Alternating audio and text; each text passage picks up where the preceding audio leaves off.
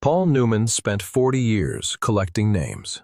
Not in any notebook, not in any filing system, but in the kind of memory that never lets go once it's been touched by something genuinely wrong. Across a career that placed him inside Hollywood's most intimate circles, he accumulated a list of people the industry had decided to protect regardless of what they had done, regardless of who they had hurt, and regardless of how many witnesses had seen it happen. What he said publicly, spread across interviews from 1979 to the early 1990s, was never loud enough to bring the system down.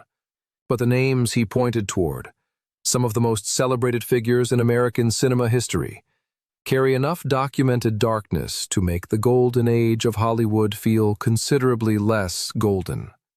These were not troubled outsiders or minor players. These were the icons. And what they did when the cameras stopped rolling is a story that the industry buried beneath decades of award ceremonies, magazine covers, and carefully managed public images. Joan Crawford walked into the 1946 Academy Awards ceremony in a white gown and accepted her Oscar for Mildred Pierce, while the film industry celebrated her as its greatest comeback story. Newman referenced her by name in a 1979 New York Times interview, leaning back in his chair and saying that no Oscar could hide the darkness inside a family, and that Crawford was the clearest proof he had ever encountered. Hours after that ceremony, inside her Brentwood home, a maid later testified that Crawford dragged 11-year-old Christina from bed and slapped her hard enough for the sound to carry through the walls of the house. Christina spent her adult years describing a childhood structured around fear, where clothes hangers became instruments of punishment, ashtrays became weapons, and long sleeves in July heat covered bruises that nobody was permitted to acknowledge. An hourglass placed inside her room forced her to kneel before a crucifix for extended periods, and every small mistake doubled the consequence. Hollywood responded by placing Crawford on magazine covers as the model of maternal warmth, and witnesses recalled Christina being struck minutes before posing beside her mother for those photographs. When Crawford's will was read in 1977, the line cutting Christina and Christopher out of the inheritance, citing reasons which they well know, landed on the assembled room like a final punishment. One lawyer present reportedly described it as the only time in his career he witnessed a mother execute revenge from beyond the grave. Bing Crosby sold White Christmas to a world that genuinely believed in the warmth behind the voice, and NBC rewarded that belief by calling him America's model dad, while Life magazine praised his image as the ideal father. None of that warmth existed inside his Hillsborough home. Gary Crosby wrote that childhood nights meant hiding in a corner with a pillow pressed against his chest, listening for the sound of his father's belt approaching in the dark. And on Larry King Live, he admitted that his father never once hugged him, only stared coldly before swinging. Newman's 1982 Esquire interview produced the description that captured it best, calling Crosby a jailer dressed as an angel. And 3 years later, at a public panel, Newman rejected the argument that a difficult upbringing explains the violence, stating plainly that Crosby beat his children because he enjoyed the power it gave him. The damage traveled through the family in the most permanent way possible. Dennis Crosby left a note before his suicide in 1989, describing Christmas as a nightmare that returned every year, and that he was simply too tired to keep enduring. Lindsey Crosby took his own life the following year. A former tour musician described to the Los Angeles Times hearing shouting, then a crack, then a child's sobs, then silence. And he added that speaking up about anything he witnessed would have finished his career before it truly started. Errol Flynn's 1942 trial placed Hollywood's most beloved actor before a Los Angeles courtroom on charges of assaulting 2 underage girls, and the Los Angeles Examiner ran the story across its front pages under the headline, "Robin Hood in the Dock." Prosecutors described parties inside a Hollywood Hills apartment where a witness testified that Flynn entered like someone who owned every person present, surrounded by faces far too young to understand what they had walked into. Flynn walked out of that courthouse acquitted, lit a cigarette at the door, and announced that the ladies would still love this Robin Hood, which Newman later described as the most naked display of arrogance he had ever witnessed from a human being. Reporter Sheila Graham wrote in 1945 that if the walls of Flynn's mansion could speak, the industry would never want to hear what came out. And stories continued circulating for years about extended parties, underage guests, and consequences for anyone who refused him. Flynn died in Vancouver in 1959 at 50 years old. His body so deteriorated that the coroner noted it resembled that of a far older man. The New York Post ran the headline describing a fallen Robin Hood leaving behind a legacy of films and buried secrets. And Hollywood chose deliberately to preserve the heroic legend, while everything else sank quietly out of sight. Mickey Rooney carried MGM through the 1930s and early 1940s as the studio's single biggest earning star, and Life magazine put him on its cover as the little star with the biggest smile, while the Andy Hardy films turned him into a national symbol of innocence that the studio spent fortunes protecting. Elizabeth Taylor experienced something entirely different from that innocence. Newman told Vanity Fair that Taylor pulled him aside in 1974 and whispered that Rooney had frightened her more than anyone she had ever encountered in Hollywood, and what she described reframed an entire era for him. When Taylor was 14 and newly famous from National Velvet, Rooney was nearly 25 and at the absolute peak of his power. And his pursuit of her left her wearing thick sweaters through summer heat to avoid his stare. A classmate remembered her whispering that she just needed to get out of there, and diaries from that period described sleepless nights trapped inside what she called MGM's golden cage. Hedda Hopper attempted once to hint at the situation publicly, and MGM forced a retraction within 24 hours.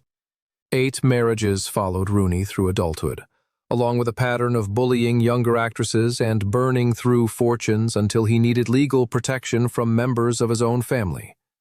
Newman, asked about him at a 1982 press conference, answered simply that Hollywood has smiles concealing darkness, and Mickey Rooney was always the clearest proof. Bette Davis earned a reputation for screen performance that critics consistently called unmatched, and All About Eve secured her place among the most powerful presences that American cinema ever produced. But crew members who worked alongside her across decades remembered someone who could charm a journalist and then reduce a supporting actor to tears within the same hour for standing an inch out of position. The production of Whatever Happened to Baby Jane in 1962 became what Variety described as a battlefield between Davis and Crawford, with Davis shoving Crawford forcefully enough to send her to the hospital, then responding to the incident by saying that if Crawford got hurt, that was her problem.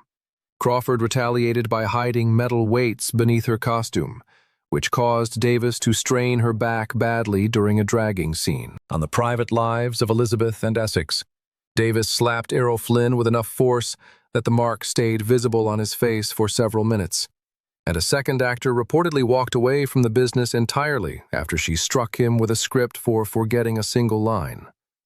Crew members learned to read the sound of her heels approaching a hallway as a signal to brace for impact. Newman, who witnessed her publicly humiliating a young actress on set, said plainly that nobody denied her talent, but that he had never encountered a woman who spread so much sustained fear across an entire production.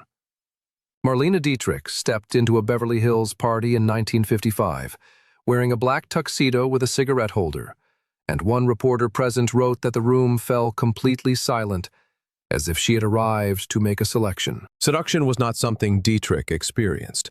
It was something she administered as a system of control, and the people who loved her most reliably ended up the most thoroughly destroyed.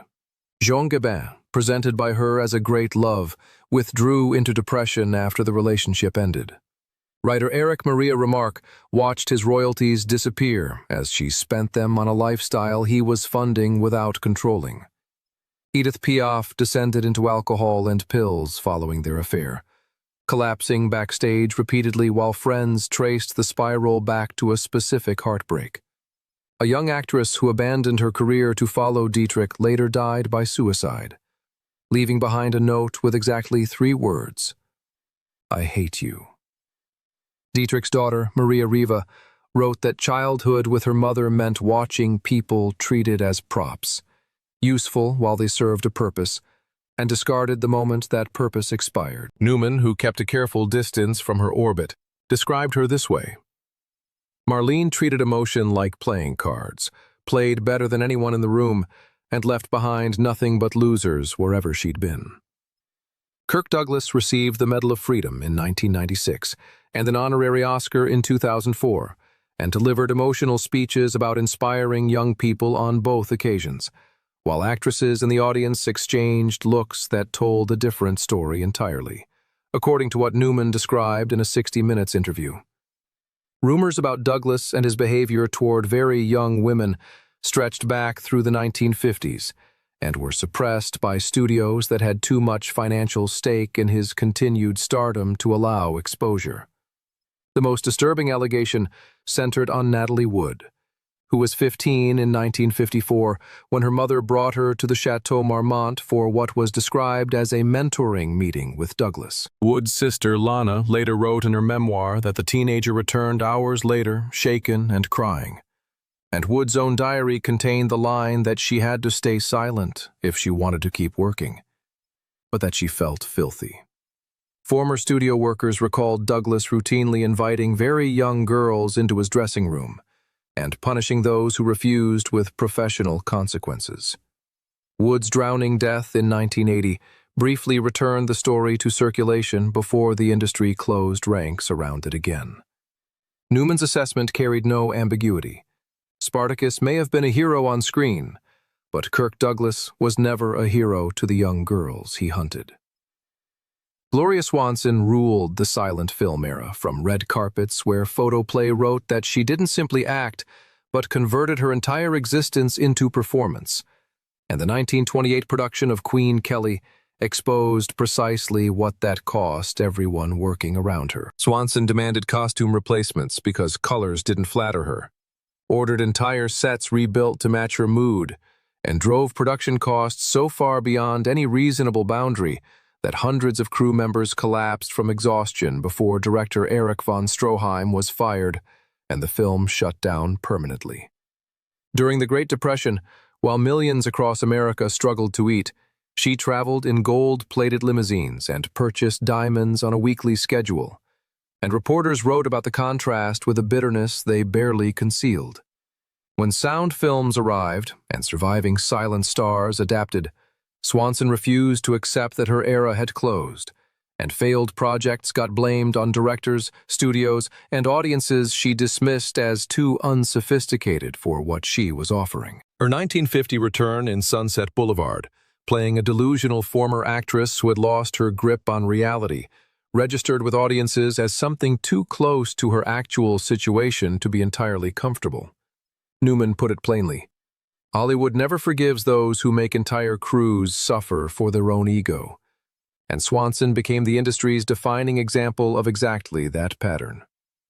Sal Mineo was 22 years old when Rebel Without a Cause gave him a name that audiences recognized, and his honesty about his sexuality cost him nearly everything the film industry had briefly extended. The roles disappeared, and the press punished him for what the New York Times later described as honesty that Hollywood had no framework for tolerating. Publicly, Mineo maintained a relationship with stage actor Courtney Burr III, while rumors of a private connection to Newman circulated through the industry for years, fed by reported late-night visits to Mineo's apartment that multiple witnesses claimed to remember. A diary attributed to Mineo reportedly contained a line describing Newman as his greatest fear, with the suggestion that any public exposure of their connection would cost him the remainder of his career. On February 12, 1976, Mineo was fatally stabbed outside his West Hollywood home. Police arrested a drifter, called it a robbery, and closed the case despite missing evidence, conflicting witness accounts, and a confession that investigators privately doubted. His apartment was later found ransacked with specific papers removed, and the FBI sealed portions of the case file, generating more questions than it resolved.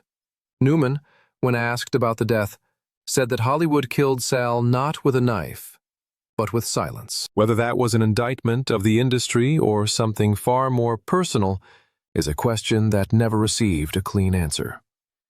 Wallace Beery collected an Oscar for The Champ, and Variety described him as carrying a heart of gold beneath a shell of steel.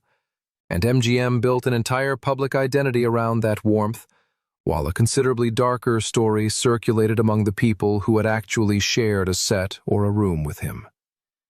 On the night in 1937 that Ted Healy, founder of the Three Stooges, was found beaten to death in his hotel room, witnesses placed a large man resembling Beery in a physical confrontation with Healy outside the Trocadero nightclub earlier that evening. MGM dispatched Beery to Europe within 3 days, a move that struck journalists of the period as suspiciously well-timed, even as police ruled the death alcohol-related and closed the investigation. Former child actors described being slapped, shoved, or roughly handled by Beery on set, and Mickey Rooney claimed Beery struck him hard enough once to knock him completely off his feet. Gloria Swanson wrote in her memoir that violence during their marriage drove her to file for divorce as quickly as she possibly could manage. Extras learned to read his entrance into a room as a signal to create distance. Newman, asked about Beery in a 1981 interview, said the industry had been aware of the rumors for years and had made a deliberate choice to protect a profitable legend rather than investigate what lived underneath it. On screen, he played tender fathers. Behind the cameras, according to everyone who feared him, he left accusations, unanswered questions, and one of the most unsettling, unresolved mysteries of Hollywood's entire golden age. What Newman grasped, and what every name on this list confirms, is that the entertainment industry constructed a machine specifically designed to separate public image from private behavior. And that machine functioned without interruption for decades because the people operating it had too much capital invested in the illusion to permit the truth any breathing room.